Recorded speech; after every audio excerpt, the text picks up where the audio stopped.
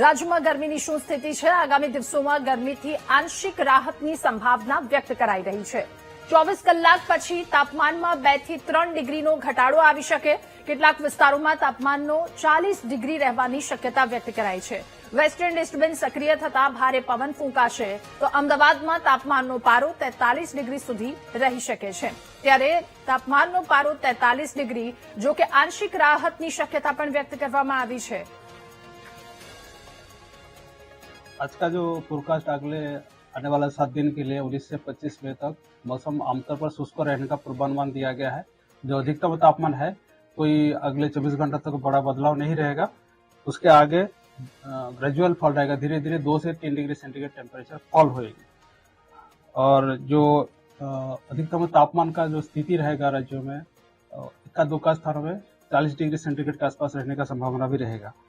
Coastal क्षेत्रों में अभी जो पवन का दिशा है, उत्तर गुजरात की जो तटीय क्षेत्र है इसमें पश्चिम से उत्तर पश्चिम दिशा से पवन चलने का स्थिति है। और दक्षिण गुजरात में दक्षिण पश्चिम से पश्चिम दिशा से पवन चलने का स्थिति रहेगी। और इसमें जो स्पीड रहेगा 15 से 20 नॉट और गस्टिंग को 25 नॉट भी होने का संभावना रहेगा, क्योंकि वहाँ स्टीप प्रेशर ग्रेडियंट है। અને રાજ્યમાં આકરા તાપથી ત્રાહિમામ પોકારતા લોકો। રાજકોટમાં તાપમાનનો પારો 42 ડિગ્રીને પાર પહોંચ્યો છે। આકરા તાપની સાથે ગરમ પવનનું જોર પણ છે। તો કાળઝાળ ગરમીથી બચવા લોકોએ કામ વગર ઘરની બહાર નીકળવાનું ટાળ્યું છે। ગરમીથી રાહત માટે શેરડીનો રસ, ઠંડા પીણાનો સહારો લોકો લઈ રહ્યા છે। ત્યારે 42 ડિગ્રીને પાર તાપમાનનો પારો પહોંચ્યો છે અને લોકો પણ ત્રાહિમામ પોકારી ઉઠ્યા છે। રાજકોટમાં સતત ગરમીનો પારો છે તે વધી રહ્યો છે। આજે જે ગરમીનો પારો છે તે 42 ડિગ્રીને આસપાસ પહોંચ્યો છે અને આપ સીધા દ્રશ્યો જોઈ શકો છો।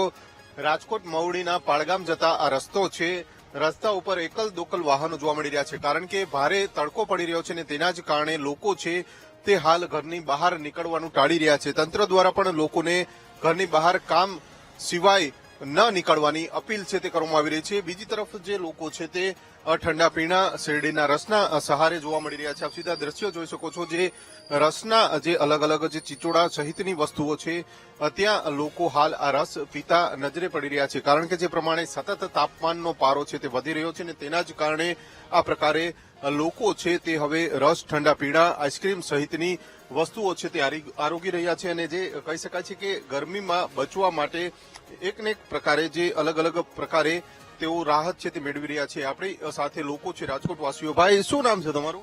નિલેશભાઈ કલસરિયા। નિલેશભાઈ, શું કહેશો, અત્યારે કેવું તડકો કેવો પડે રાજકોટમાં? રાજકોટમાં 43 થી 44 ડિગ્રી તાપમાન છે અત્યારે, એટલે લોકોનો એ જ કહેવાનો છે અત્યારે ઉદ્દેશ અમારો બધાનો કે તમે 11 થી 5 ના ટાઈમમાં કોઈ પણ એવું ઇમરજન્સી કામ હોય તો બહાર નીકળો, નકર તમારે ડિહાઇડ્રેશનને કારણે લોકોને પરેશાની વધી રહી છે, તાપમાન વધારે છે, એટલે બહાર નીકળવા નમ્ર વિનંતી। શું અત્યારે રસ પીવા આવ્યા છો? ઠંડા પીણા રસ પીવા માટે આવ્યા છીએ અત્યારે અમે, શેરડીનો રસ, કારણ કે જે રક્ષણ આપે છે, શેરડીનો ઠંડો રસ આપણે લીંબુ નાખીને પીએ એટલે રક્ષણ આપે, એટલે આ માટે રસ પીવા માટે રસ્તામાં અમે ઘરે જતા હતા, એટલે રસ પીને પછી ઘરે જશું।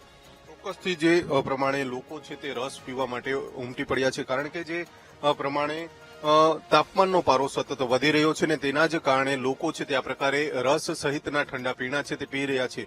આજે રાજકોટમાં જે તાપમાનનો પારો છે તે 42 ડિગ્રીની આસપાસ પહોંચ્યો છે અને તેના જ કારણે રાજકોટમાં પણ હાલ લોકો ઘરની બહાર નીકળવાનું ટાળી રહ્યા છે, કામ સિવાય ઘરની બહાર નીકળવાનું ટાળી રહ્યા છે। અન્ય લોકો છે તેમને પૂછશું। ભાઈ, શું નામ છે તમારું? મોહિત રાજપૂત। મોહિતભાઈ, શું કહેશો, કેવો તડકો કેવો પડે રાજકોટમાં? રાજકોટમાં બહુ હાઇબ્રિડ લેવલે થઈ ગયો છે, 43 થી 44 ડિગ્રી આસપાસ પહોંચી ગયો છે। માણસને નીકળવું મુશ્કેલ પડી ગયું છે ગરમીનું તાપમાનના હિસાબે। અમુક લોકો બીમાર પણ એટલા પડે છે, એટલે જેમ બને આ વખતે થોડોક બહુ હાઇબ્રિડ થઈ ગયો છે તડકો।